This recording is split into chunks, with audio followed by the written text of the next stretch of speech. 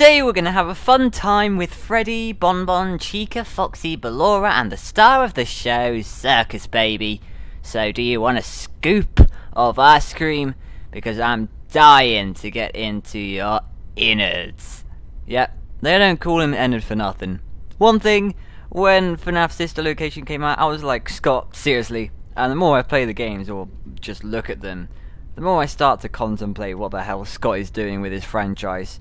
It seems like, as the series goes on, the games get more and more out of context. Fnaf 1, a pizzeria. Fnaf 2, a sister location pizzeria. Fnaf 3, a haunted place. Fnaf 4, a bedroom. Fnaf 5, a weird place underground. Fnaf 6, a pizza frickin' ria.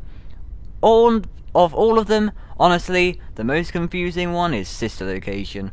There are so many problems with it fitting into the timeline.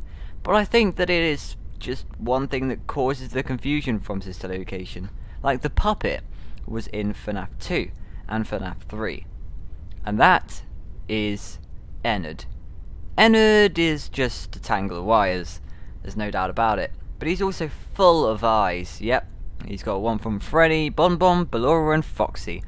What's good about seeing him with these eyes is not only can you connect the colours to the fun times, but you can also connect them to Michael Afton cutscene, where he literally pukes him out. Not only that, but you can also connect the eyes to Molten Freddy's secret screen, and that is enough proof by itself that Molten Freddy is Ennard confirmed. Now, what's interesting is in that timeline, Ennard is placed here. He makes Michael's skin rot, and then he gets into the sewers, never seen again until the final form of Molten Freddy. Okay, cool story, bro, but I don't think that was ever the end of him after he got spitted out. Spitted out? Spat out? Sicked out? Oh, I don't know. In the timeline after the Ennard event comes the Pizzeria events of Fnaf 1 or Fnaf 2. What if I was to tell you that Ennard is actually there, in the building? Now, although the buildings, especially the one in Fnaf 1, are really damp, decayed, covered in cobwebs and completely isolated, I find it kind of weird that there are just random wires dangling from the ceiling. And I use the verb dangling loosely, because a lot of people have come to notice that various wires, especially in the vents, are actually alive. They move. Why would they move if the whole establishment's been abandoned for years? Unless they are alive. And the thing they originate from is Ennard.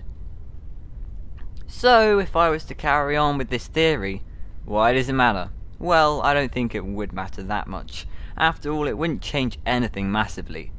But it could explain one thing that hasn't really been explained before, only in the dream theory.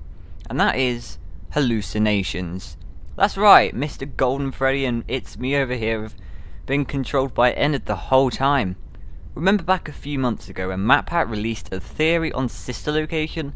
He talked about these microscopic discs implemented in the Funtime animatronics. Now, although a lot of evidence was backed up with detail from the books, there was actually a small thing he looked over. He said that little discs are the reason why you get psychosis through the nights. However, where are the discs?